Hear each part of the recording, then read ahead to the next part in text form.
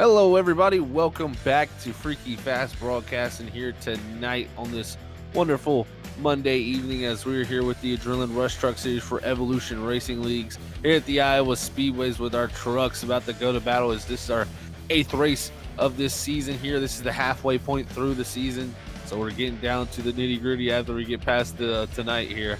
So it'll be pretty interesting to see how these points play out as, like I said, here at Iowa. Hope everybody's had a wonderful holidays as we are back here at Freaky Fast Broadcasting, bringing you live action on the racetrack. And it's going to be a great night here, as always, with myself, Zach Hall, up in the booth. And I got my partner in crime again up here, as always, Brandon Colley here calling the action alongside me with Robert Moyer Jr. running the camera. So thank you, everybody, for tuning in so far as we get ready to grid these race cars up and start tonight's race, as we did have a few technical difficulties, so we are running a little behind as Cody McCauley will bring home the pole here, as he is your Sheffield Graphics pole winner there. Starting in the second position is last week's winner Travis Everett with GT Irizarry teammate there starting in third. Fourth will go to John Oliette. Fifth is Craig A. Burns. Sixth, Chad B. Singer. Seventh, Brendan B. Singer. Eighth, Matt Upbrook. The ninth place truck is Alex Rudolph. 10th goes to Michael Sheffield. Dale Lee in the 11th position, and rounding out our field with 12 trucks here tonight is Richard Gonzalez, as that is our starting lineup. And we would get a talk in here normally with our Sheffield Graphics pole winner, as actually, nope, he is in here, so we can get a talk here. So we will move him down to the waiting room and let Brandon Colley get a chat with this 62. Hey, Cody, it's Brandon up in the booth. How's it going, bud? Oh, good, man. How you guys doing tonight? Well, can't complain. Man, you've got to have one heck of a trophy case at this point for them Sheffield Graphic Pole Awards, because you're just reeling them in. Only missed one so far this season. You know, it's a short track feel here, a little bit faster than normal. You know, what are you thinking the quick line around here is going to be? Because we've seen sometimes, 3 and 4, it's not always the bottom that works out very well. No, I actually really like the top here. 1 and 2 is kind of a workaround corner. You can move up, down, middle, make it work. The top though in 3 and 4, for whatever reason, long run, being able to work that seam right on that third lane really helps save tires and helps the car rotate long run, especially when the fuel burns off and the back of the truck once it gets up in the air. So you'll see the 62 truck up there pretty much all night tonight. If we go down lower than that, it's going to be passing somebody. All right, Cody, we'll be looking for you up on that outside lane in 3 and 4 there, and hopefully you keep that thing up front. We'll talk to you at the end of this thing, so good luck, bud. Thanks, man. All right, that was your Sheffield Graphics pole winner there tonight of Cody McCauley here. As like you said, Brandon, through 8 races, that's his 7th pole. So this man knows how to put it on a blistering lap, that's for sure. He's going to have to pick up the wins, though. That's the column that he does not have as many accolades in. Only 1 win throughout this whole entire season. And that's somewhere he can definitely gain. Is right now our pole sitter, not our pole sitter, sorry. The man starting in third directly behind him is GT Irizarry, and he has about a 45-point lead over Cody McCauley in that third position points. So, and also second place points, man, Curtis Preston not here tonight. So that'll make that gap grow. But man, I'll tell you what, do you think McCauley can get his second win here tonight? Because he's shown speed every week. It's just been maybe the strategies that caught him off guard. Yeah, Zach, you talked about it. Those the lack of wins in that stat column is really hurting him. He's been up front. He's been able to contend, but I think if he can figure out a better strategy this week, and not have the issues we've seen in past weeks, where he can maybe stay on top of the pace the other guys have, not get put too far behind, he very well could get these wins, because he has been consistently fast. It's just not quite shaking out for him in the strategy category. That it has not here at the Iowa Speedway. We're about to get ready to go green flag racing here with the Adrenaline Rush Truck Series. There's the pace truck off. We ride on board with the 62 of Cody McCauley as the green flag waves in the air, and we are off with GT with a nice start behind that 4 truck. See him get to the back bumper, maybe look to the inside, decides less as they go down into turn 1 here to start off the night here at Iowa. I think GT in that 4 truck, he was going to push the issue, and he got a little bit of a bump there on the rear bumper of the 62.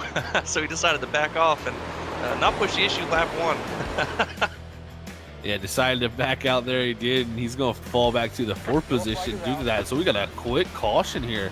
I believe that's the 68 of Brendan B. Singer as well, to go back here and check out our first Or Nissan Central caution here tonight in that 62 Rowdy Energy truck there on our Freaky Fast replays. Well, really not that big of an issue. Just 68 just stepped out a little bit. Great job. I'm not sure exactly who that was behind. It might have been the 42 of Alex Rudolph to avoid running into the back of him, but just slid a little bit. No harm, no foul. Hurt the tires more than anything. That it did hurt the tires. As we go back on replay to check out what happened here, as I believe our replay may be a little bit messed up right here. Our software didn't trigger the 68 spin, but I can tell you the 68 did lose the rear end coming off the 4 there. And like you said, good job by the 42, Brandon, to miss the rear end of that 68, because he could have definitely ran right into the back of him and gave them both some early damage here at the Iowa Speedway. Yeah, good job avoiding an incident. You never want to get caught up on one, but especially lap 1 of a 171 lap race, it becomes a very uphill battle at that point. So good job having heads up at the back of the field there for that early issue. Yeah, and I think one thing, like you alluded to in our pre-race interview there with our pole setter, the lines. The lines are going to be a huge topic of discussion here at Iowa, because you do actually have a lot of options here. You know, it really comes down to how the truck, where it wants to be, because I tell you what, there's been times where I know the latest race I did actually here in the Cup car, the bottom lane was actually the preferred lane, but you could go up top and make the top work still. And I think tonight, from what I've already seen, it seems like the top lane is pretty good there in 3 and 4, right on that seam like Cody McCauley was alluding to. But we'll have to watch and see if anybody can figure out that bottom lane, because I tell you what, if you can get it hooked up just right, it puts down a really quick lap. Yeah, especially on the fresh tires, Zach. You know, I've only got 1 win here at Iowa in the trucks, coincidentally. And to do that, I ran the bottom lane on some late restarts on fresh tires, and it really, there's a lot of speed down there, and you can absolutely make it work. It's just how long do you want to, you know, push those tires, trying to keep the truck pinned down there and potentially burn them up for later in a run. Tire saving will be a major feature, as it always is here in iRacing, especially with the limited tire sets like we have here. 4 sets starting off the night, 3 in the pit road.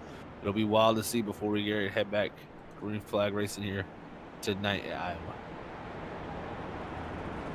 Well, looking at it, Zach, I think through you know, only that 1 lap, the 6 trucker Richard Gonzalez up 3 positions. So in that 1 lap, biggest mover so far. Looked like from I believe that is the 11th position up to, or the 12th position up to 9th. So a pretty good start of the race for him so far. See if he can keep plugging away at it here and get up to the top 5.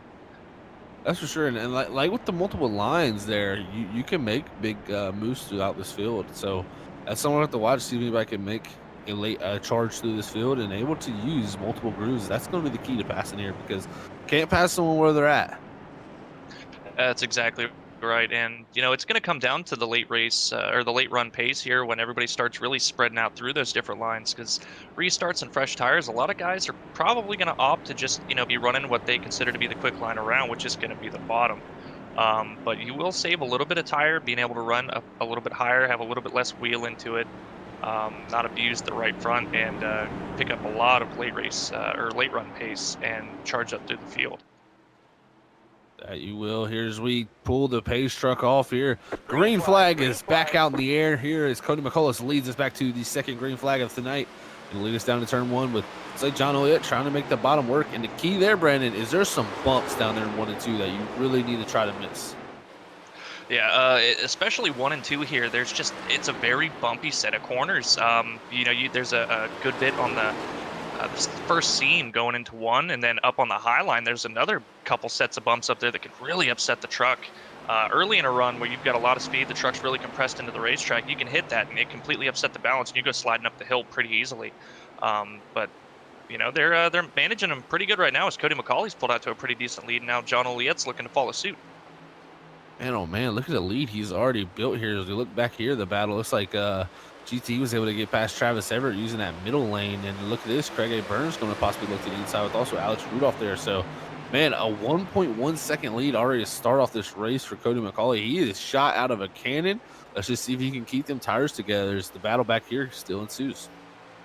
Well, we've seen it time and time again. Cody McCauley, you know, starting on the pole pretty much every single week this season, and he's been able to pull out a lot of gas, but we've seen it happen where he's gone out and just burned up the tires on that first run, putting out a little bit too much and not being a little, more patient than he probably should have been.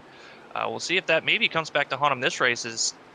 He's got quite a big gap on lap time, about 3/10 a lap over second place John Oliet right now. Yeah, he's putting down some burners right now. Look at GT though, starting to put pressure on for second position in that number 4 truck. So he was looking to the inside, and he's a guy who's electing to run a little bit of a lower lane, it looks like, in 3 and 4. Let's see what he does this time. As out of 2, he actually gets a pretty decent run here on that number 81. Does he elect to go lower? Yes, he does. Not the bottom, but he's running on that first seam down there, putting the right sides around the seam, and then carrying good exit speed, actually. But the 81 should have a little bit better, as 81 does clear going down the front straightaway. Yeah, and it's just a consistent line. GT's not really trying to, throw the truck in a bunch of different lines, figure out, okay, can I gain a little bit of speed here? He has a game plan going in, and he's just executing flawlessly. And with that 40-point gap right now in points over second place, there's a reason for that. He is super consistent every single week, and it's just like this. He just knows what he needs to do going into a race and does it. And it just happens to shake out that he's always right in contention at the end. Yeah, nice battle we got here. Also a battle between Travis Everett and Alex Rudolph there for that 5th position. Looks like Alex Rudolph possibly going to make a pass and right on board with Craig A. Burns. Yeah, really the biggest battle at the front right now, from 3rd to 4th position, or 2nd to 4th position right now. They've broken away from that smaller pack behind them of Alex Rudolph and Travis Everett. And right behind them, Richard Gonzalez. It's starting to get spread out quite a bit as our leader, Cody McCauley, now up to a 2.4 second lead. Still turning laps that are 2/10 quicker than second place currently. So he's still getting a lot of speed out of those tires for as hard as he's pushing them right now, Zach. Yeah, man, he is on rails right now, as they would say. 2.4 second lead over the rest of this field, as GT now has moved himself to second. We ride on the back deck lid of the 6 of Richard Gonzalez as he looks back at Chad Biesinger, Matt Oprah making the pass on Chad Biesinger, moved himself up into the 9th position. Also got Michael Sheffield back here. And look at this. These guys are all together, and then you got to look way up there going into turn 1. That's Cody McCauley, man. He's turning into an ant in these pictures. Well, if Cody McCauley's GT is looking to be the little kid with a magnifying glass right now and try to run him down, but still 2/10 quicker from that 62 truck per lap.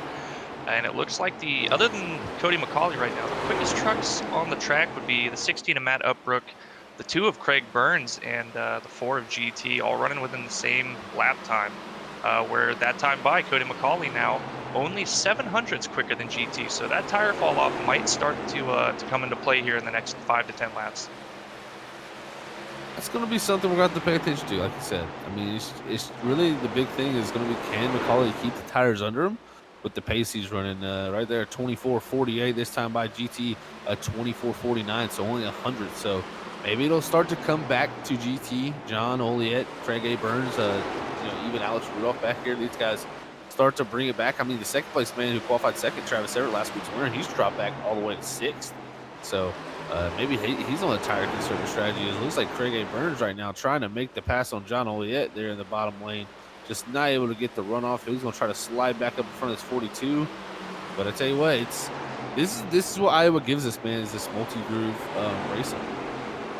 Yeah, it's not the hardest track to run, but it's definitely not the easiest. Trying to figure out what your truck wants out of the racetrack and where you need to run to have all your speed. It's difficult thing to really learn how to do and not just throw the truck where you want it to be.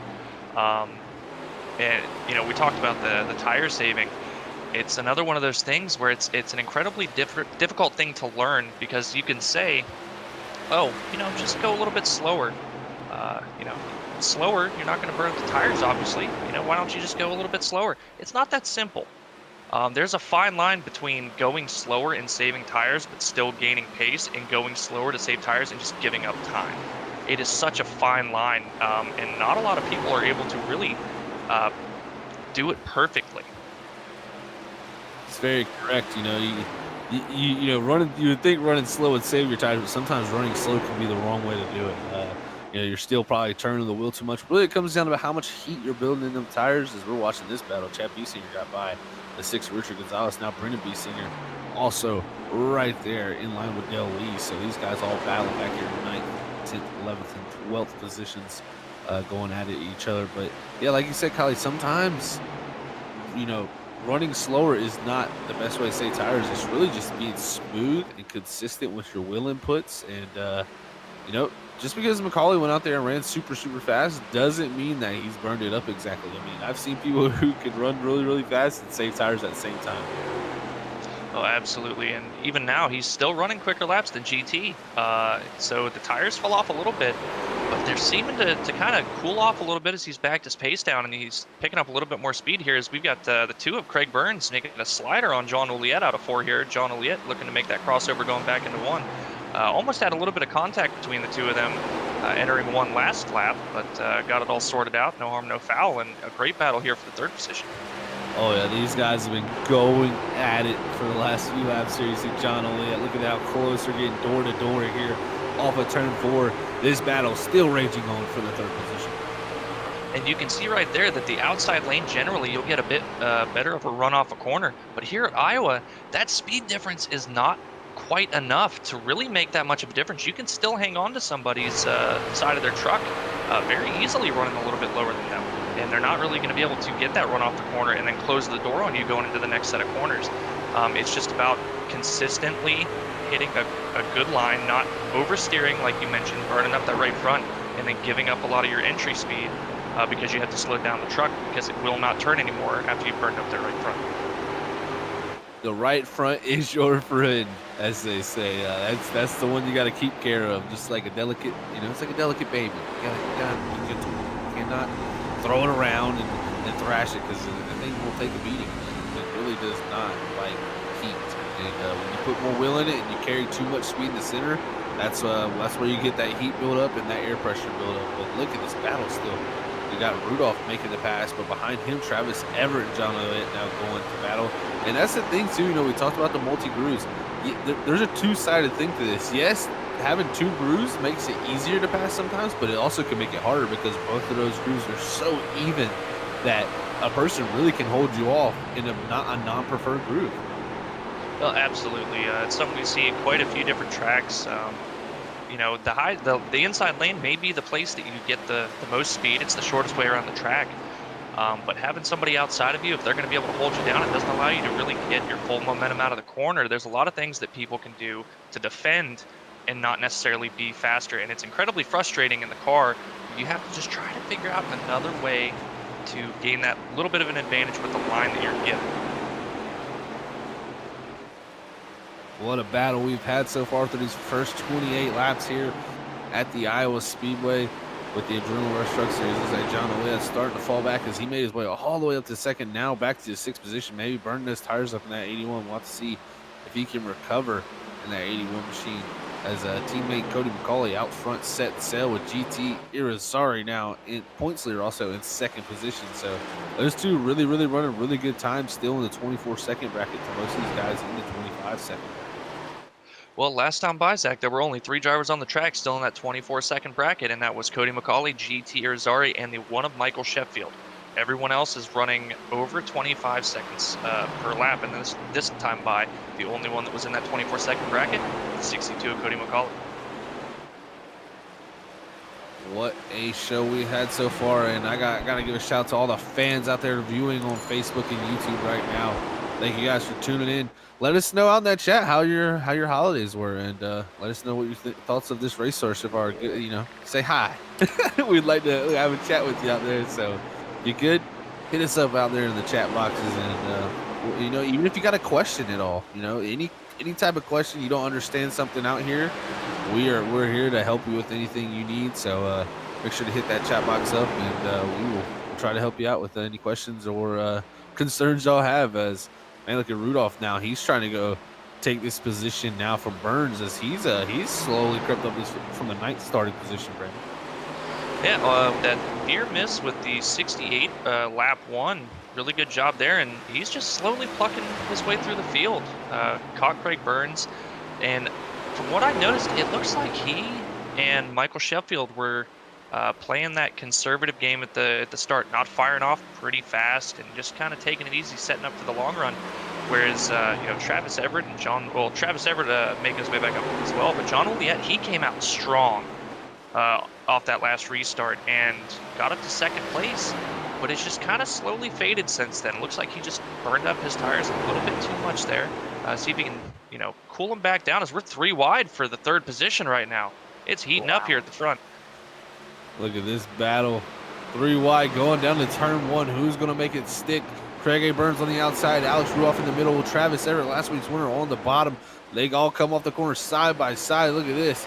Looks like Craig A. Burns is going to clear these two as Travis Everett now going to attack the 42 Alex. Yeah, really a fortunate position for Craig Burns there. He didn't seem to catch those most. Ooh, as Travis Everett back end slips out a little bit. Great save from that 59 truck. That could have been a huge disaster for those guys. But that was something I noticed in practice, Zach, is that, the track's a little bit hot right now, and just the general shape of the track in general, especially out of 2. The truck unloads very weird, and the back end gets very light very quickly, and the hot track definitely doesn't help that. Ooh, it's a little bit of contact between the 42 and the 2. Man, these guys are just throwing everything they got for this 3rd position right now.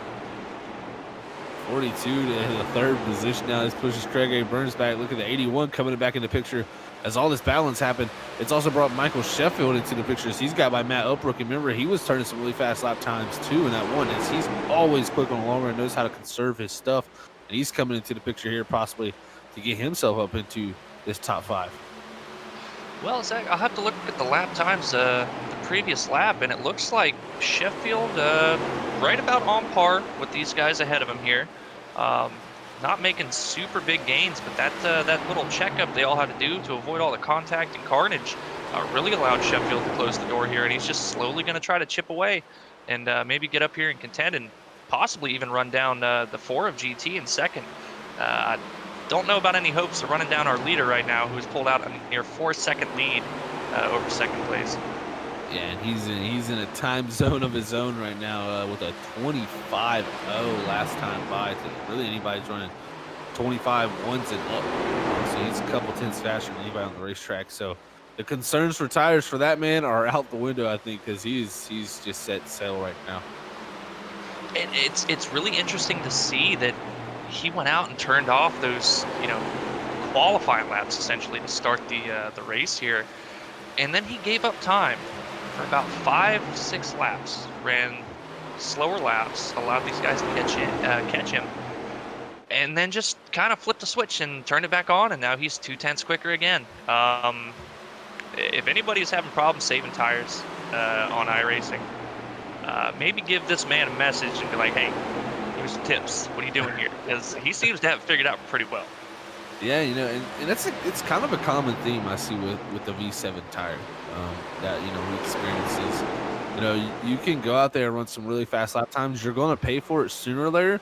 But once those tires, you start to slow down, the tires start to come back to you and cool down, you seem like you can start to pick that pace back up again. So it seems like McCauley's been able to do that really well and not overheat the stuff either. When he was running fast lap times, he was definitely putting some heat in those tires, but not overheating them, and that was probably the key factor for that 62. So he continues to pull away from our 2nd place man. This battle back here with Sheffield, John Oliet, Craig Burns, it's been pretty wild as Rudolph and Everett have kind of got out of it, and they're starting to pull away from this pack here as these guys really from all the way back to the 10th position are just dogfighting. Yeah, I'm really impressed, I want to say, with the 16 of Matt Upbrook. Last couple weeks, seems like he's struggled just a little bit, not had the best luck. But he's right in contention with these guys to, get up here inside the top 5 and have a really good night. He's sitting in the 8th position right now, but everybody else is right in front of him. So he's got a lot of opportunities here to gain quite a handful of positions. Shaping up here. Oliet's still battling in this. Man, these guys have been going at it here for really the past 15 laps, and it's not cooled down at all.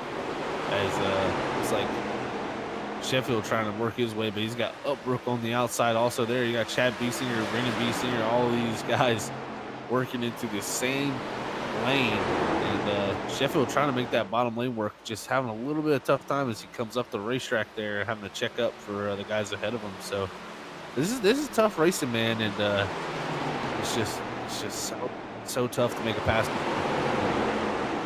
And Zach, you talk about the battle not cooling down. One thing that's not cooling down certainly is the track. We are up to 116-degree track temp right now. It's up about 5 degrees from their qualifying session. So these guys, especially when they come in for their green flag pit stop here, which it's looking to be a green flag pit stop because these guys have been remarkably clean. They're going to be struggling, I think, on them fresh tires, not losing the back end until they really get up to temp. You know, looking at lap times right now, Brandon, some of the fastest lap times we're turning about is 59, is 42 right now. Those guys are putting down some great laps as Macaulay actually drops back down to the 25.22 there. So that's a great lap from Macaulay. Macaulay is Rudolph and Everett are in. So about a 10th quicker than those guys, but still all this battling going back here. I mean, yeah, this is fun for us to watch, but these guys definitely are slowing each other down, I would say. Absolutely. It's one of those things where, you know, obviously if you can't make use of the full track, you know, the high line, it may be a little bit better on your tires and it could be a little bit quicker. But when you maybe have to check up for a guy that looks like he might be sliding up ahead of you, when you can't swing all the way out and use all the track that you like when you're on the bottom, it slows you both down. And then if you've got people behind you, it allows them to catch up. Anybody you're trying to chase down, they just get a free chance to be smooth and just pull away pretty easily. And as we've seen, some guys are able to, you know, make that pass relatively quickly, and everyone who's done that so far has been able to just slowly creep away as this battle continues with the next guy coming in to fill up the spot and take it side by side again. Man, it seems like John Olliette's got away, so from these guys. So it seems like one truck can get out clear from these guys, and it's fine. But the one truck I'm thinking that if he can get clear of these guys, he can really go forward, is that one truck of Michael Sheffield there. As he's going to run the bottom and just kind of keep side by side, just not being able to complete the pass is the problem. He was taking it very easy at the start of the race. Able to save quite a bit. Was turning really quick lap times here, but like we said, just getting side by side, it just slows down your pace a little bit.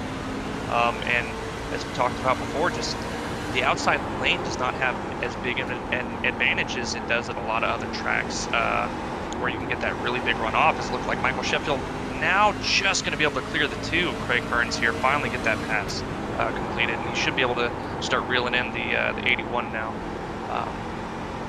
Really, it's fun to see these side by side battles here.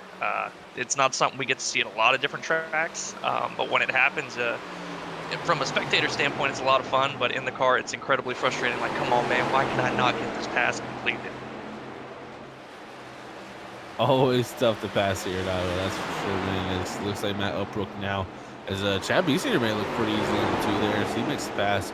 Matt Upbrook, I believe, might be able to clear the two. Yes, he does. Off of 4, does clear the two.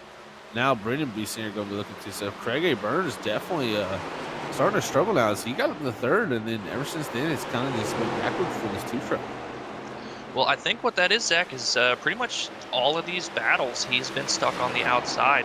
And it's really easy to trick yourself into thinking, hey, I need to keep up with this guy on entry. So you overdrive the corner.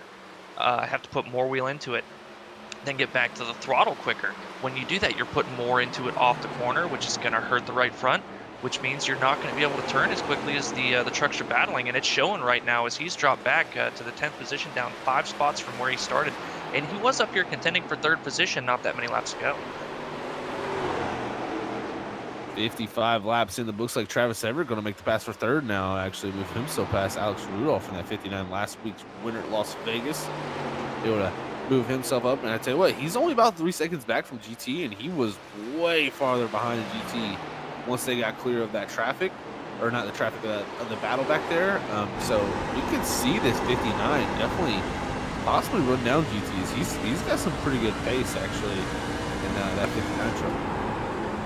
Well, looking at the lap times again, Travis Everett 1/10 quicker than the 4 of GT. Still our leader, Cody McCauley, up to a 7.5 second lead. 3/10 quicker than GT Rosari last time by. His tires, man, these guys, I don't know if he soaked them before the race, what they did, but a lot of these other competitors here are going to be wanting to go check out his pit stall after the race here and see what he's got going on, because these tires are uncharacteristically not falling off. Yeah, he's definitely hit that, what we like to call the plateau.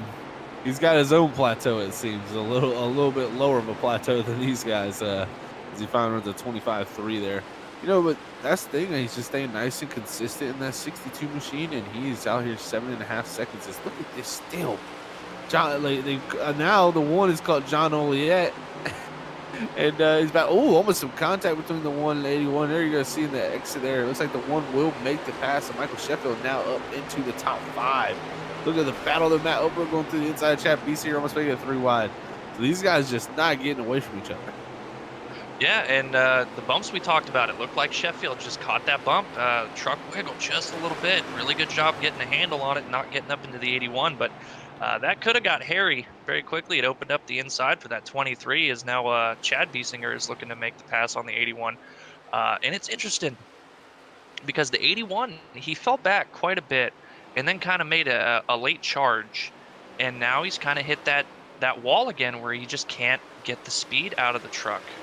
It's like he just has to slow down a whole lot, give up all these positions, tires cool off like you said, and then he's able to start charging back again.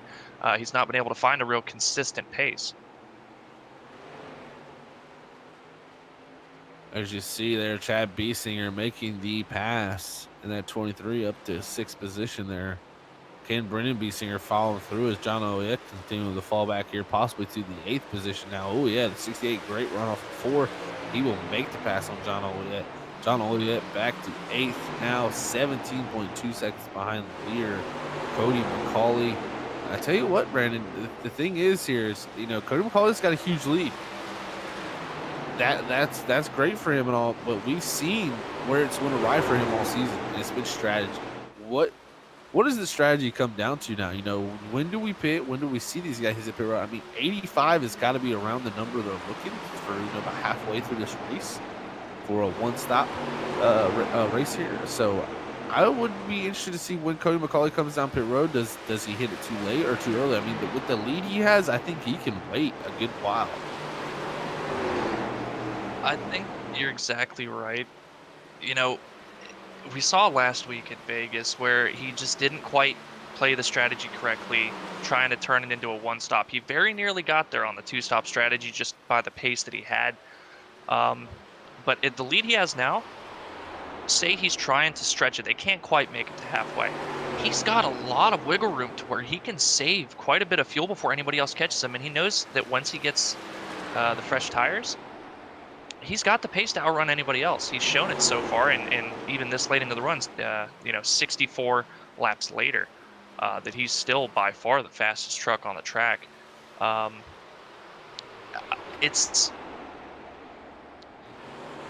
don't think the undercut's going to be that big here, where the fall off was, 10 laps or so, 10 to 15 laps, but I don't think anybody farther back than, second. They're all battling, I think, at this point to jump up to second place. You're not going to be able to undercut into Cody McCauley's lead right now. So he should be very conservative as we see GT Rosari on pit road right now. Ooh, so possibly cannot make it to that 85 mark on fuel, which is very interesting. I would have thought they could easily make it to 85 personally. So I'm wondering if GT's just going to try to do a different strategy here. Maybe he feels like the tires are the huge issue, not the fuel.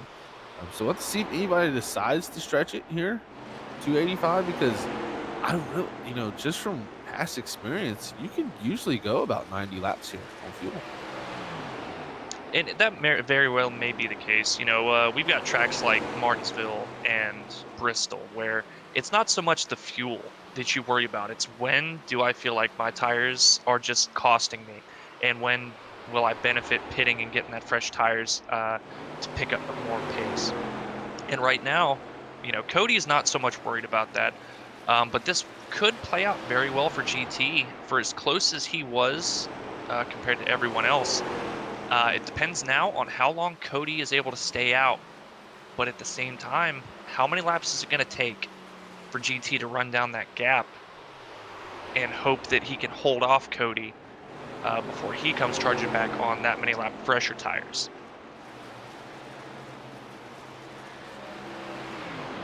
Oh, that's always going to be interesting. And we do have a poll going live on our Facebook right now, and this is asking, will the 62 of Cody get the win tonight? And now I must preface this with, we've seen this 62 dominate before and not be able to pull off the win.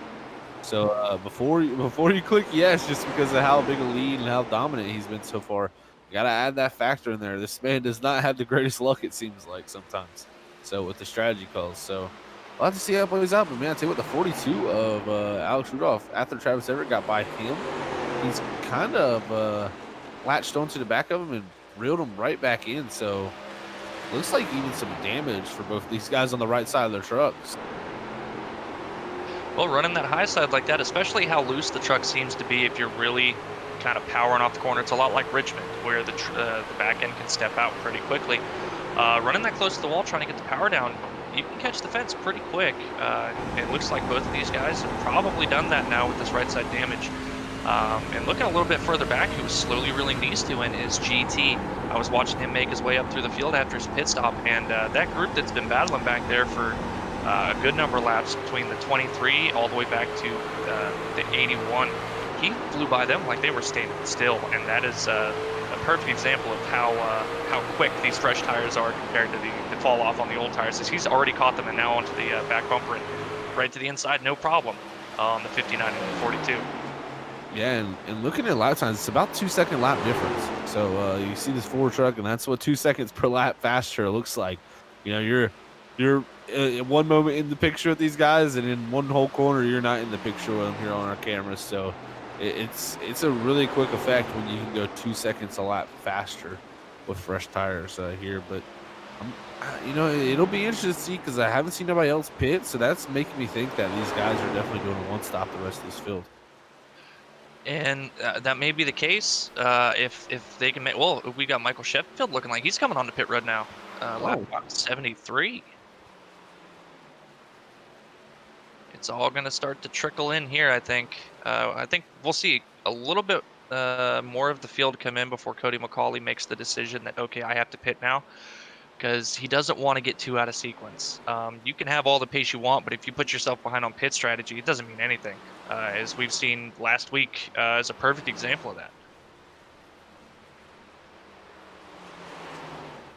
Oh no, our producer's trying to curse us right now with a yellow under pit stop sequences. If a yellow happens, it's #Robert's fault. So we'll have to see. But yeah, let's say McCauley just still decided to stay out. Rudolph there now past Travis Everett in 42 up to second. With Travis Everett moving back to third. And the thing was with Sheffield too, he pitted there as Chad Biesinger was getting by him too. So Chad's got the fourth now, Brendan Biesinger up to fifth, Matt Upbrook up to sixth. So these guys all were stuck together there now, getting ready to hit their pit sequence here soon, I believe. So we'll have to see. I mean, maybe they can go longer on fuel than I think, and they're doing a severe undercut, but I don't know. That's questionable because I think the tires is what's going to be the huge issue here. And it's looked like it. The long run pace is kind of what's setting the tone for how you need to run this race, and that very well may be the case that they're running it in reverse, almost like you would a road course. They're going exactly to when they know that they can make it to the end of the race and pitting then, and it's a pretty good method for undercutting. But also, everybody who pits after them is going to have that advantage on the fresher tires, and we've seen what the difference was, about 2 seconds, and that is huge as we saw GT going around, and that's incredibly fast. The benefit is that GT and Michael Sheffield and all these guys that have decided to pit now are not going to have as worn tires as the people they are currently passing, so that the speed difference is not going to be quite so dramatic as 2 seconds, maybe closer to half a second to a second slower, which is still pretty significant, but it's going to take more laps to make up that ground. We'll have to see how it all plays out as we're on lap 80 here now. So nearing the halfway point in this beautiful race here at the Iowa Speedway for the Adrenaline Rush Truck Series, as we got all types of different strategies playing out here tonight in these trucks, man. So look at this. Oh, the 62 catching John Oliet to put him a lap down. That just shows how strong this 62 is. John Oliet at 1 point second place in this race. Now back to 7th, but he's getting to go a lap down. And Zach, I will tell you, I've been in this situation before where you have a teammate that is just dominating a race, and you're asking for, hey, what are you doing differently? What, how can I make up a little bit of speed? And you just can't match their pace. All the information that they could possibly share with you to help you be faster, and you just can't seem to put it together to match the type of speed that they have. And it's got to be incredibly frustrating for right now for that 81, especially where he was up to second, third at an earlier stage in this race. He's just really struggling right now. Yeah, he definitely is right now. The 81 struggling a good bit here. It looks like Dale Lee there, who's 3 laps down, get by him with on fresh tires. But yeah, it's hard to put in words what you're doing different than people. That's one thing I'll say. It really comes down to little minute details that makes you super quick in iRacing. And that's literally one input can separate the fast guys from the guys who are struggling. So it's hard to explain exactly what you're doing in the heat of the moment without looking at some type of telemetry or something like that. So it definitely, like you said, can be frustrating when someone's just so good and like I just can't figure out what they're doing. And I think it's one of the beauties of the sim that iRacing has given us is that you can't just hop in any of these cars on any of these tracks and just be fast. It takes a lot of time and just learning small, minute things that all culminate to speed. A little bit less wheel input here, a little bit less throttle input here. It makes a big difference if you consistently do that over the course of a run, and that's where you gain a lot of your speed, and it's probably the hardest thing to learn. It's easy to drive around a track. It's hard to drive around a track fast. That's a factual statement, my friend. And especially consistency. That's the one thing I'll say is probably the hardest thing to get down for a lot of people, is just consistently hitting your marks, not overdriving. When you see someone going as fast as Cody McCauley does, a lot of people will start to overdrive the car, and that just sends you down to a deeper spiral. So looks like the 42 Alex Rudolph will hit pit. Oh, he's not going to hit pit road. He's actually going to back up. Oh Lord, that might bring out caution. Love to see, but nope, he's gonna get on there. Oh yeah, he almost went down the little front straightaway there. Well, as we saw Alex miss pit road, back up and get back on pit road. Cody McCauley is elected to come down this time. Now we have Matt Upbrook inheriting the lead. GT up to second position, 6 seconds behind the 16, who has yet to pit. Well, this is going to play out very interesting now because McCauley and them made it past the halfway point, so they're going all the way to the end here now. GT, I do not believe it's going all the way to the end, and he's going into 3 and 4 as McCauley's going into 1. So he has built up a sizable gap, but his lap times right now are 24.96, and McCauley's going to be running in the low 23s. So you're going to see that gap closed in very quickly. Well, absolutely. It's a 16-second gap. Just before he crossed the line, it's almost down to a 16 flat. About a second to a second and a half every lap. It's only going to take him less than 20 laps to catch him. Unfortunately, I think what really would have benefited GT is being able to put that 62 a lap down and maybe getting that lucky caution for something like, Alex Rudolph, where he had to back up to get back on pit road. It's that time by Cody McCauley set the fastest lap of the race with a 23.5. So he is getting all the good out of the tires this time by. If we thought he was pushing it on the very first run at the start of this race. He said, "Okay, guys, watch this. I can go even faster." Well, that's so quick that he could have set in the second position in qualifying. So that just shows you the burner type of lap he put down there in that race truck. So we'll have to see if how long it takes him, because he's literally 8.2 seconds behind. I would say literally in the next 8 laps you'll have a new leader. Oh, I think so. And I'm knowing GT, he's not going to put up any kind of a fight once that 62 catches him. He's smart enough of a driver to realize that there's really not much he can do. He's not racing him on pace right now. He's racing him on strategy and just kind of hoping that the hand falls his way as we're getting that good flop from the dealer. Yeah, he's gonna need to hit 21 here to beat this 62. So he's gonna become blackjack. It's tough, man. It's tough to get that right strategy call. We've seen it go against Cody McCauley, but personally, I think he's called a perfect race so far. He's made it to past the halfway point, and he needs to get to where he can now. Just keep. If this race stays green, it's gonna be hard to beat this. I think so, and it's something that we've talked about every single race.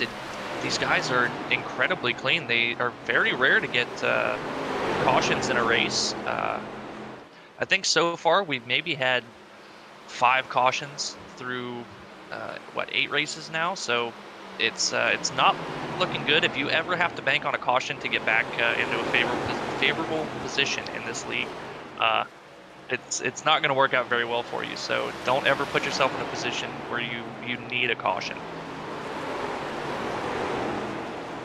Yeah, unless you pretty please ask Zach.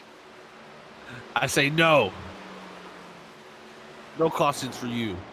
You got to give me lots and lots of money if you want a caution, okay? I need my juju to come out here. My bad juju. He needs the drive to lean on that yellow flag button. Yeah, where's the yellow flag? Oh, sorry. Nope, didn't mean to press that.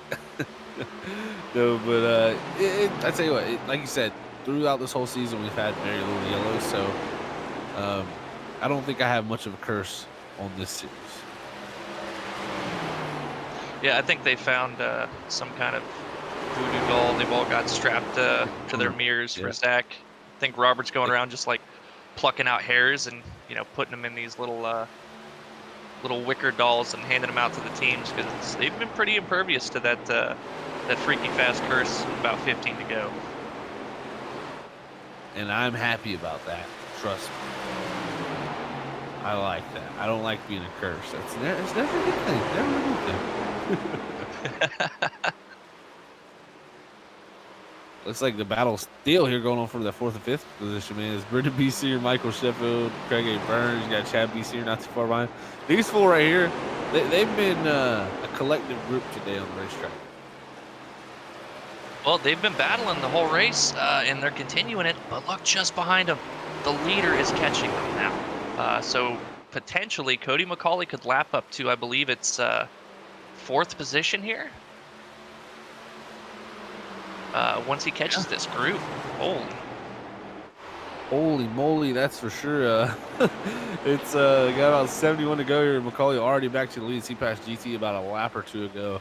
And you're going to see that lead continue to grow as he's about a half a second quicker than GT. And I think the next battle on track behind the leaders, it looks to be for that lucky dog position between John Oliet and Alex Rudolph in 8th and 9th currently.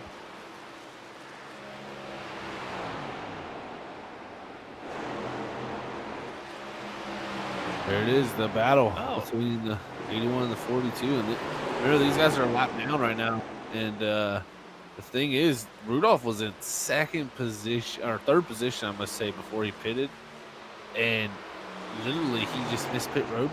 And that had a huge factor on him. He's also got some right front damage. That was before his stop. But looks like he'll be able to get past the 81 here to move himself up into the 8th position. But that definitely helped Travis Everett out with the 42 missing pit road. Absolutely. Looked like to be the 59's biggest competition. They've been matching pace pretty well into the late run there before the pit cycle. And it seems like everything's pretty spread out now. You know, that group before that was battling, they've separated themselves pretty well here as the leaders were catching them. Not really all that much as far as close battles, except for that lucky dog position. That's a crucial spot, man. I mean, you want to be the lucky dog, and the thing is that lucky dog position is going to change hands pretty quickly because just that as it happened, Greg A. Burns just got lapped by our leader Cody McCauley, Michael Sheffield, Chad Biesinger, Brendan Biesinger, all not that far up the road. Absolutely not. And looking at the lap times, you know, I think Chad is running about the same lap times. Chad and Brendan are both running about the same lap times as our leader right now. So they're able to keep station at a consistent pace away from him if they can be consistent. But Michael Sheffield a little bit off the pace with those older tires. And he's surely to fall a lap down here before too many more laps, which is going to move that lucky dog position even further out of reach from the 81 and the 42. There's a ride on board with the one. Michael Sheffield about a second ahead of our leader here. As the leader's starting to close in on this. See how long Sheffield can hold off this lead. Maybe catch a timely caution for him. I'm sure Craig A. Burns would like to see that before the 62 gets around this one, so he can get that lucky dog. I think so. You know, I know a lot of these guys are going to be praying for a caution at this point. Just the pit cycle really shook up a whole lot for quite a few of these guys where they were struggling a little bit, but they were still, you know, in pretty good spot to make a recovery, where once they pit, it just put them really far behind, and, you know, getting trapped a lap down in a series like this that doesn't get the cautions, it's your options at that point are pretty limited as to how far up the running order that you can end up finishing, and especially when you've got everybody that's currently on the lead lap turning out blistering times and incredible pace so far. Well, I'll tell you what, it looks like through this race we've been pretty clean, just other than that first lap yellow. It's stayed completely green other than that first yellow. So I think it's about time we give a shout out to the sponsors here that make everything happen at Evolution Racing Leagues and allow us to broadcast this wonderful truck series and their wonderful cup series and ARCA series. So you know, we need to make sure to give these guys a special shout out. So remember, Or Nissan Central is the primary series sponsor for Evolution Racing Leagues. So it's definitely good to give them a shout out as us. Got a little distracted there. Sorry, looking on the battle we had on the screen there at the 42 and the 81. A little bit of a bump there from the 42 saying I'm here. So that kind of distracted me there for a little bit, but do need to give a special shout out to Or Nissan Central, who is the leading Nissan dealership in Oklahoma City, Oklahoma. So make sure you go check out their website at www.ordnissancentral.com and go see what they have in store for you. So definitely want to give them a wonderful shout out. Also give a shout out to Sheffield Graphics, as they're the primary series. Well, actually, they're the sponsor here also for the truck series, with Michael Sheffield being the owner in that one truck, who's in the 6th position at the moment. Remember, they specialize in sim racing paint schemes as well as team logos and race posters. And remember, they do not charge for their work. They only ask for a donation to the Fulton Honor charity, so you can go donate directly to the charity on the Sheffield Graphics Facebook page and get some work done by them. So make sure you go to facebook.com and check out Sheffield Graphics, as they got a lot of cool stuff in store for you there, and do it for a great cause also, must point out. So definitely want to go check out Sheffield Graphics. And we also have ButtKicker, Bill, what you have been missing, as we have here a dual sponsorship here between Freaky Fast and the Evolution Racing League. So this is really cool. Remember, every game deserves a truly immersive experience. The ButtKicker Gamer 2 lets you feel every detail, from the subtle footsteps to the rumble of a V10 powered race car, from ambient environmental effects to the power of a nearby explosion. By moving a physical mass instead of only air like a traditional speaker, the Gamer 2 provides instant, accurate, powerful bass response, and it's all perfectly synced with every game with no additional software required. So make sure you go to ButtKicker.com and check out their ButtKicker Gamer 2 and all their other amazing products there and feel what you have been missing, because I can tell you what, there's a lot you've been missing if you haven't had one of the ButtKickers. And remember, you can also use Freaky Fast 20 to get 20% off on all ButtKicker products there. So use that code, and that'll let them know that we sent you there. So that'll be amazing help for us. So thank you to all of our wonderful sponsors, and glad to be able to shout all of them out as Rudolph here battling with the second place truck of GT Irizarry. Well, Zach, you talked about things to keep the lights on. You forgot really one important part that keeps the lights on. That's all the fans. So we want to thank them as well, as we've got good friend Levi Cox popping in here. How's it going, Levi? Long time no see. Levi. And everybody else out there, give us some love and some care reactions. Don't forget, like, follow, share if you're on Facebook and YouTube. It means the world to us, and we appreciate you coming out every broadcast and showing support for your favorite driver. Oh yeah, definitely. You got to shout out the fans, and shout out to you, Levi, man. Missed you, buddy.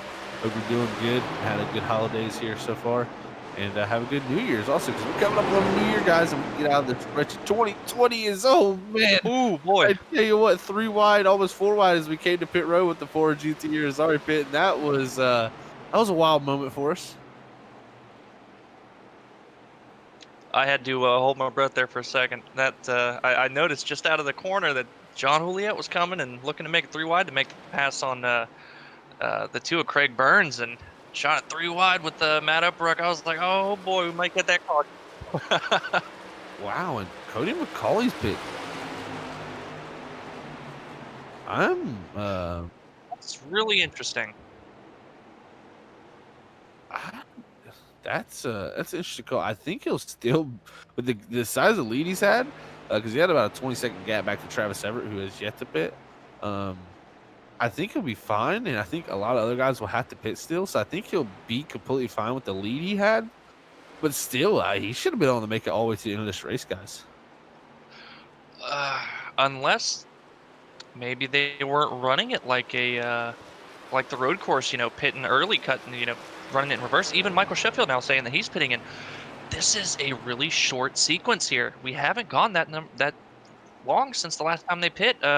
Michael Sheffield last time by, I believe, was lap 80, lap 75, something like that. And this is perplexing. I don't strategy call here. Now, this is the one thing I'll think about. Oh, wow, is McCauley about wrecks it on the cold tires. He had a pretty big moment there at a 62. Now, the question I'm saying here is, did that first caution allow them to get to the halfway point? And it's so close on fuel that they couldn't make it to the end, is my question. It very well might be, Zach. The thing that I worry about now is, when does Travis Everett, Chad and Brendan Biesinger, when did they come in? Because if they are able to stretch it like we saw at Vegas, there may not be a lot of time for Cody McCauley, again, like we saw at Vegas, to catch back up and retake the lead. Yeah, that's definitely going to be interesting. I mean, 12.5 seconds back is... Ooh, we had some big moments there on the racetrack as you heard the ooh. Yeah, the lap truck of Dale Lee getting run into by the 42 there. Almost had a little incident just in front of the 62. That could have been big. Well, man, these pit stops here have kind of shooken up everything. I'm kind of mindful by it. I did not expect to see those pit stops right there. I figured it was good to go to the end for a few of these guys, and now that's thrown definitely some interesting stuff into the mix here. Travis Everett's about to get passed by Chad Biesinger and Brendan Biesinger, who got a really good pace actually in these 23 and 68 trucks. Yeah, they've been following each other for quite a long time now, just kind of matching times and really mirroring each other on the track, and they're running about 3 to 2 tenths quicker every lap than the 59 of Travis Everett, as we see the 23 going ahead to make that pass for the lead now. not quite getting there on the bottom. Going to be a drag race off into one, but I believe just a few laps here, they're easily going to be able to make that pass and take over the first and second position. Yeah, battle for the lead. Chad Biesinger side by side with race leader Travis Everett. Gonna see if he can make the pass down into 3 and 4. There he does. Clears the 59. Can he slide up in front? That's the key. Does not slide up in front of that 59, but should have a good nose ahead entering 1 and 2 here and possibly be able to clear him on the exit of 2 here. There you go. And I'll tell you, Zach, that little battle right there, that going down side by side, just really helped Macaulay, as he's only 3 seconds back now, running about a second and a half quicker. Yeah, he's going to be there in a matter of laps. I really wasn't concerned about him getting back to the lead just due to the size of the lead he had. The amount of lead he had it was really just really going to come down to if he got caught up in something was really going to be the thing that was going to hurt him. But he's just, the pace he's got with the new tires, he should be up here in the next 2 or 3 laps around that race. Well, Zach, from my experience, the way that I've always approached it is, if you don't necessarily have the right pace to beat somebody outright, you try to take advantage of having pressured tires. I wonder, and Travis Everett just answered my question, as soon as Cody Macaulay caught him, if he was going to pit. And as soon as he caught him, Travis Everett says he's coming into pit. So I think he's going to try to take advantage of that pressure tires and maybe see if that's the difference. And he's going to be able to contend with that 62. Yeah, that'll be interesting. I gotta wonder if this 23 to 68 bit also, because I just don't know, man. These strategies have got me perplexed. I'm sitting here kind of scratching my head.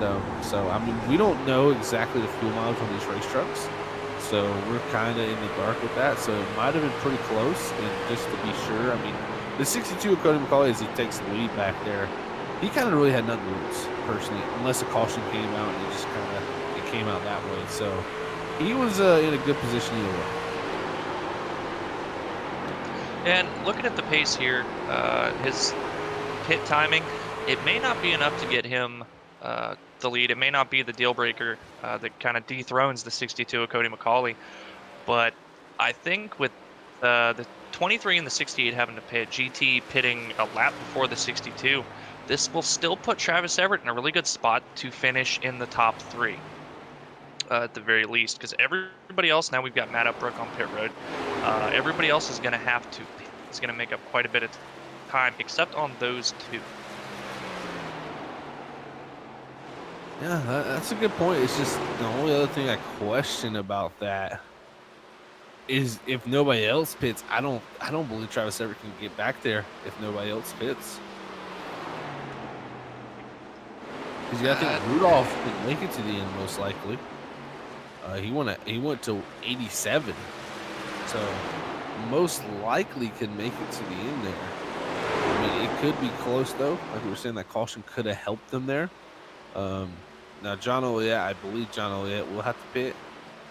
GT definitely will have to pit again. Now Chad Biesinger and Brendan Biesinger, when did they exactly hit the road off the? It looks like 85 and 83. Yeah, I think they may have to pit again, possibly.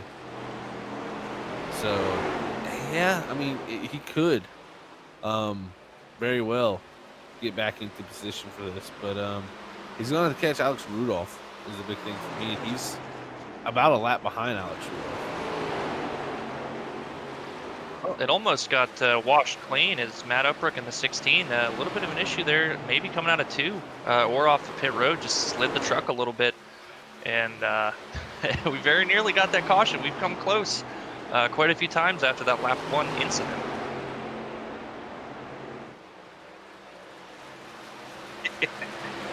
Cold tires can catch you off guard, and I think that's what caught Brendan Biesinger at the initial start off guard, was just them cold tires.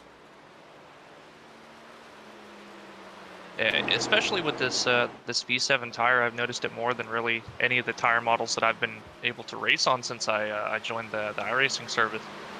They are really bipolar on the starts of races. It's just I don't know. I can't explain. It almost looks. They feel almost like F1 tires look. They look just like rocks, and that's how they drive. There's not a lot of grip for that first 2 laps or so, and you've got to be careful not to try to grab a little bit too much, because it'll just snap out on you.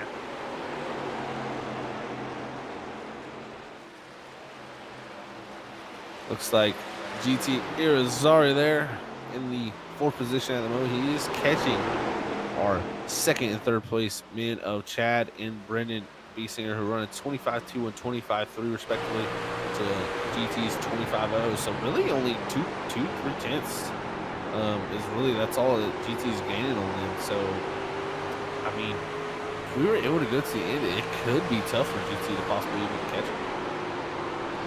And it's looking like it, with a 3.5-second gap to the 68 of Brendan Biesinger and only 0.2 a lap. I'm not good at making that quick calculation, but I don't think there's quite enough time at the current pace to really be able to run them down unless they, get held up behind some lap traffic and have an issue.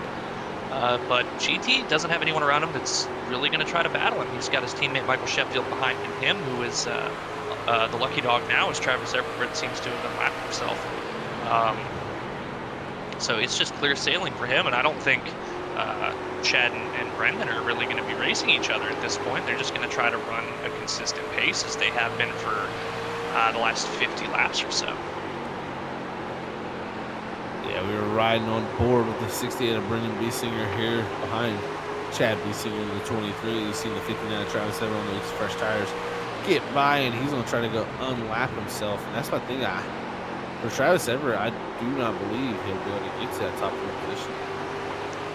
Yes, quick correction. Travis Everett had not unlapped himself. The timing fooled me. So he is currently the lucky dog. But I think you're right. I think my initial call on maybe his pit strategy, it's just not quite working out with the tire fall off. He may be able to unlap himself, but I don't even think he's really going to be able to catch the 81. Let's see where the 81 is on track. Okay, so he may catch the 81 as the 81's about to go lap down, but certainly not back up to that top 3. I think he's got a decent shot at maybe a top 5.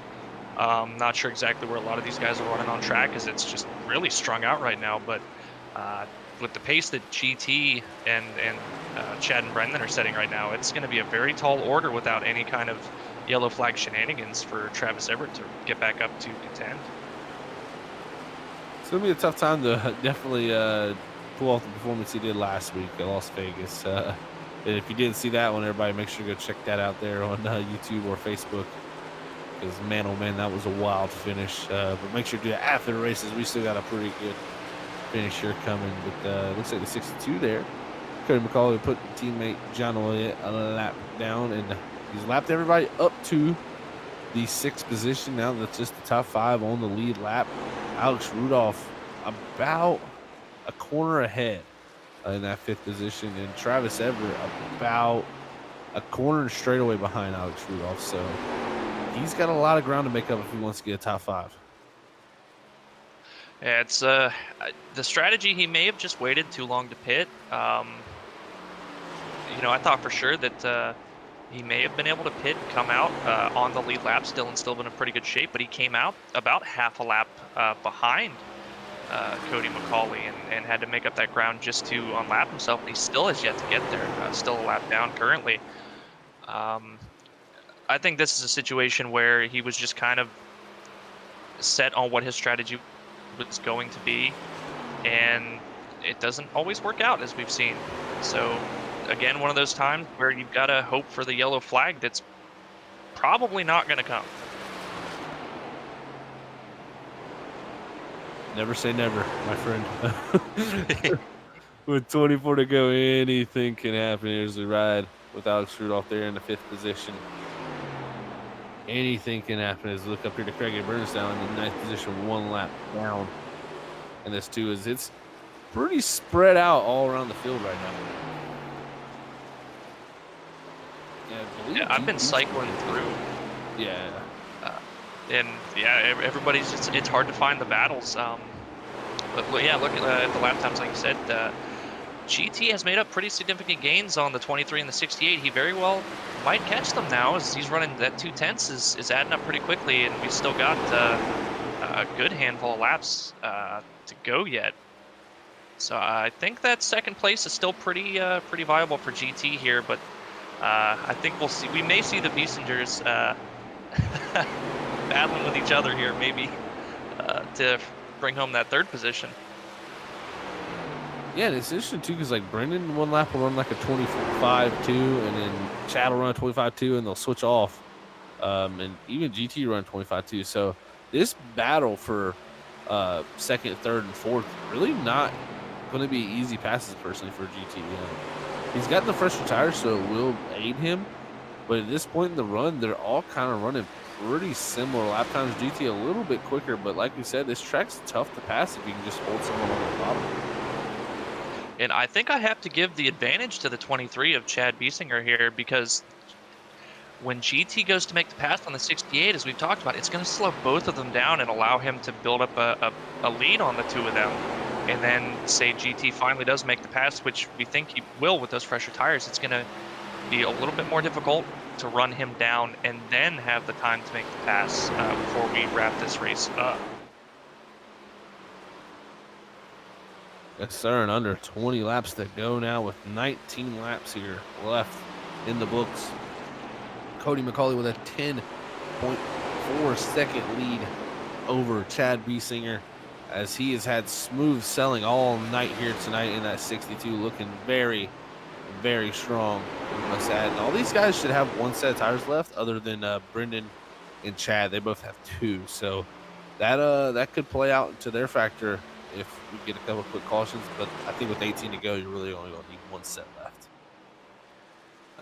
I think you're right. Even if we get a caution right now, it's really only going to benefit those that are on the lead lap currently, and then whoever comes out of this with the lucky dog. If you have to take a wave around, it's rare enough to get the one caution here, but I doubt you're going to get a second one to get the chance back down pit road and put yourself back to even with the leaders that you had to take the wave around from. So if you cannot find yourself in the lucky dog, unfortunately, I think that you're kind of just at where you're at right now, and you're not going to have much of a chance to contend maybe even for a top 5. You're just going to hope that somebody else that's a lap down is near you and within reach to maybe pick up at least one more position before the end of this race. So, and now the thing is, with 16 to go here, we got Chad Biesinger and Brendan Biesinger running the second and third positions. We must point out they were upwards of 21 to 22 seconds behind the lead at one point. So this strategy they pulled, with if they can make it all the way to the end on one stop like they have done so far, it was definitely the optimum strategy in my book. Yeah, it's not a race-winning strategy, but it is a very good point strategy. Like you said, they're both up 4 positions from where they started. Tied for biggest mover only with Alex Rudolph, who's also up 4 positions. Haven't really been the fastest trucks, but they've just put themselves in a position with a great strategy. Was Brendan looking a little bit loose there, tight coming out of the corner, almost caught into the fence. But they're set up perfectly now to have a top 3 finish when it's all said and done. And especially with the points leader being behind them, it's not many points, but it is a gain. Anything you can do to beat the points leader, that's all that matters. And it's just really the fact that they were, like I said, they really made almost 10, 11 seconds up on the lead just by pulling this strategy instead. And that just shows you 10 or 11 seconds. GT's 13 seconds back. If he could have pulled a one stopper off, he could have possibly won this battle for the lead. So it's always interesting to see this man Brendan Biesinger really hanging it out there right on board Travis Everett, who's trying to run Alex Rudolph down, but I don't believe he is. He's about 3/10 a lap quicker than Rudolph, but he's about a whole corner behind with 12 to go. That's not going to do it. No, and looking at the 68s, we saw him have that big wiggle out of 4 last time. He's kind of like a late apex on the corner, I'd say, and it's just getting the throttle down as hard as he is to get the really fast exit. If he's got a little bit too much wheel, as we've seen a couple laps now, that it's that right rear is not happy with him, and if he's not careful, that very well may be the thing that brings out the caution. And when you're sitting in third place like he is now, and the times have evened out, GT's not that much quicker, and he's pretty easily able to hold him off at this point. And I think you definitely don't want to make that mistake. You'll be kicking yourself for quite a while over something like that. You'll tend to go here. The battle is going to be for the second, third, and fourth position. I tell you what, though, Brendan's closed up to Chad's back bumper now, as they've caught the lap truck here of, I believe that is the John O'Leary. Sorry, I'm so used to the paint schemes, and my trading paints isn't working, so I can't tell who it is sometimes right now. But Chad Biesinger there making the pass. It's like Brendan going to try to follow through, but like you said, GT's caught him. But now once he's caught him, these guys are running the same exact lap times, and that's not going to get it done. Well, unfortunately here, it may cost the 68 a little bit of a step out there. John took his line away where he's been running every lap so far. A little bit of an opportunity for GT to close the gap. Not too much though, as they've still got a pretty decent lead over that Ford truck. I think this strategy may play out perfectly for them to come away with this top three position here for both of these trucks.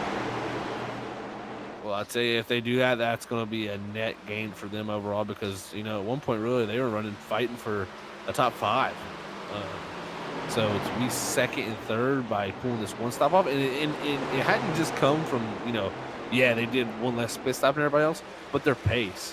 Once they've gotten to that 25.2 to 25.3 second bracket, they've just kept it there, and that's what has propelled them to the second and third position so far. Brendan again sideways off the exit. He's definitely a little bit loose, but that means he's turning. Yeah, that's flirting with disaster right there. He's hanging it out nearly each and every lap, and it only takes, well, you can hang it out and catch it, every lap, but it only takes that one time where you don't quite catch it correctly.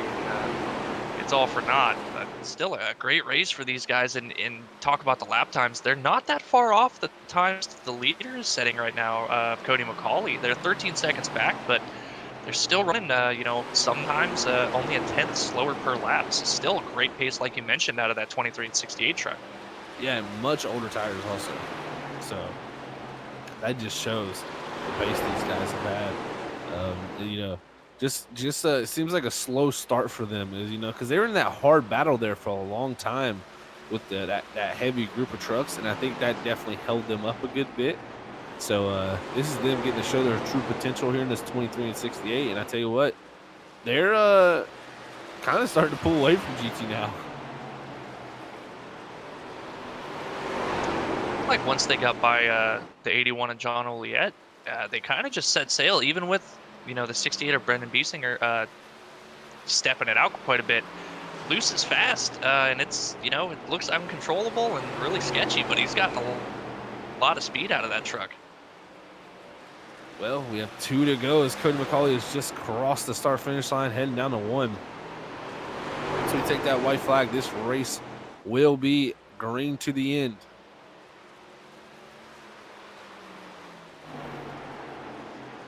I'm watching Brendan very carefully here on this last lap, these last couple laps, just to see if he can maybe tone it down just a little bit, be safe, and bring it on home in that third position.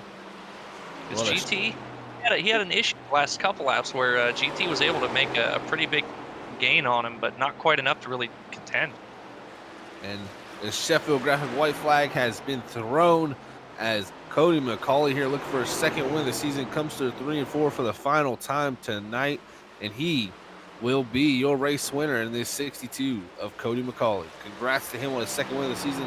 Here's Chad Biesinger now with Brendan Biesinger right there in the second and third position. Looks like these two are going to pull the right strategy call here tonight and bring it home in that second and third position. Did he run out of gas? That's what I'm looking at. He did run out of gas.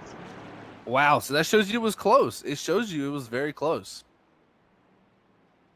Oh man, what a job. GT had some flashbacks to Vegas last week. Well, What a race we had there, ladies and gentlemen. Congrats to Cody McCauley on the victory as he's lighting the rear tires up here, doing a little bit of celebration in this 62. But what a race it was for him to get his second win of the season and definitely closed a little bit of points there on GTS. He's able to bring home fourth. So good job by Cody McCauley to dominate tonight's race. And we will go to a quick break here and we'll get a chat here with Cody McCauley, Chad Biesinger, and Brendan Biesinger to see what their thoughts are on their top podium finishes here tonight.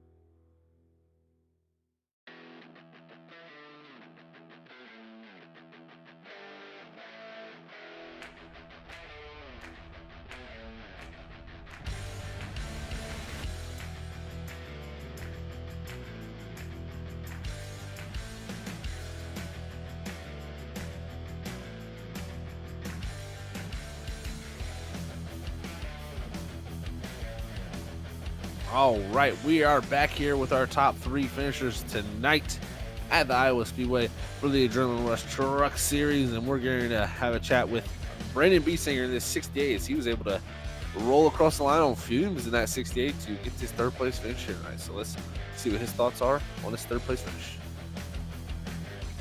Hey, Brendan, sack up in the booth, man. You got a copy? Yes, I do. Well, Brendan, what a finish it was for you tonight, buddy. Man, able to bring it home in the third position on a one-stop strategy with you in the 23 there, pulling that off to complete perfection as it seems like you sputtered across the line there. So was it that close? Yeah, I started sputtering right coming out of turn 4 on the last lap. I didn't even realize it was going to be that close until I checked my fuel with like 4 or 5 laps to go. So that was pretty nerve-wracking. I had to drive like hell to stay away from GT.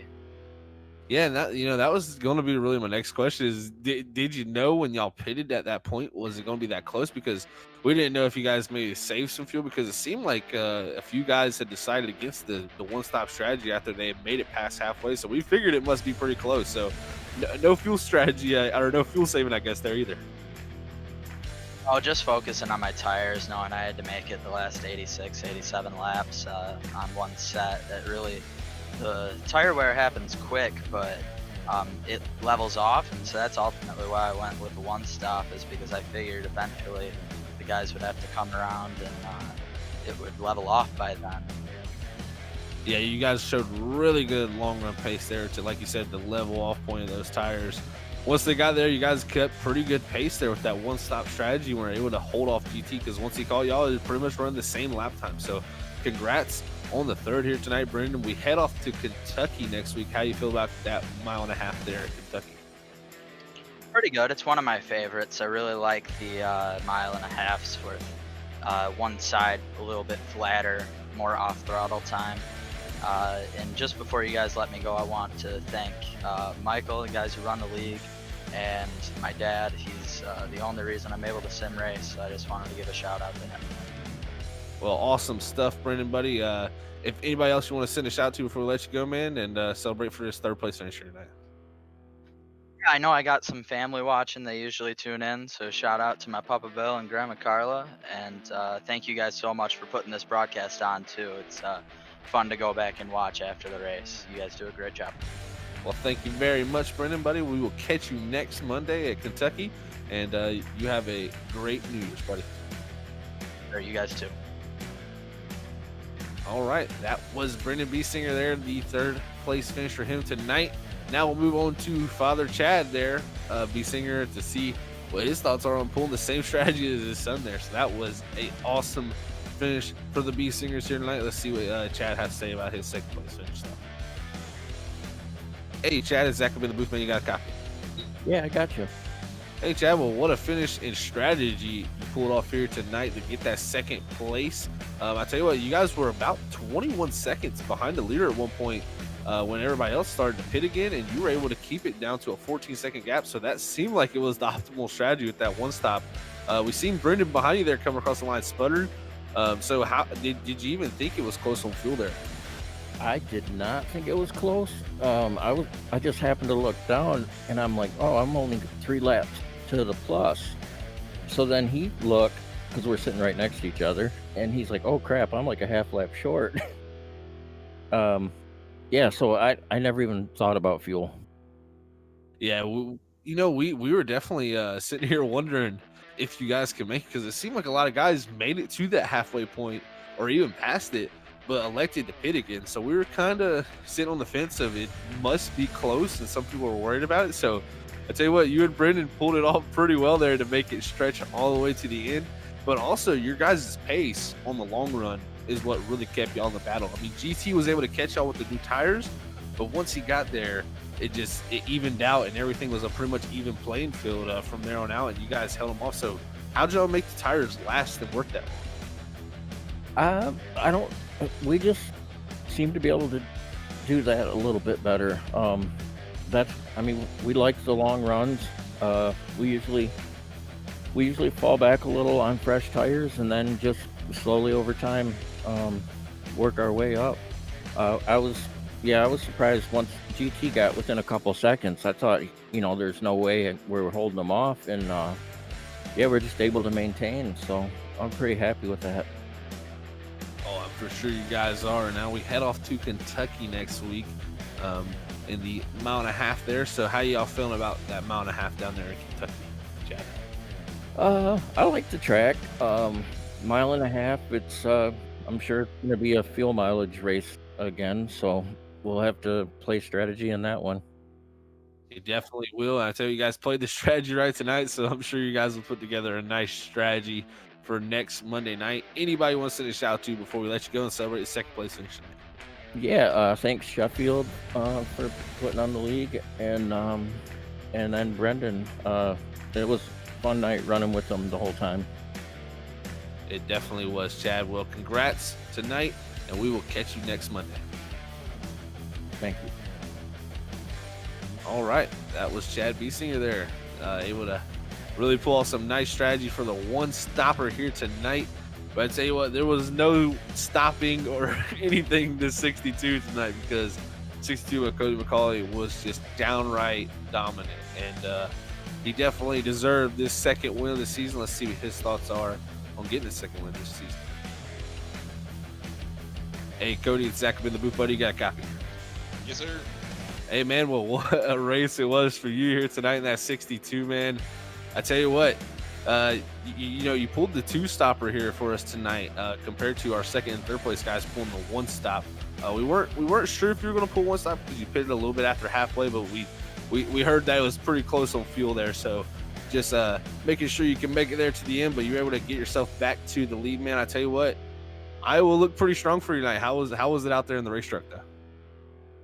Oh man, the truck was great. It really speaks for itself. I don't think there's any way to describe this than a good old fashioned ass whooping.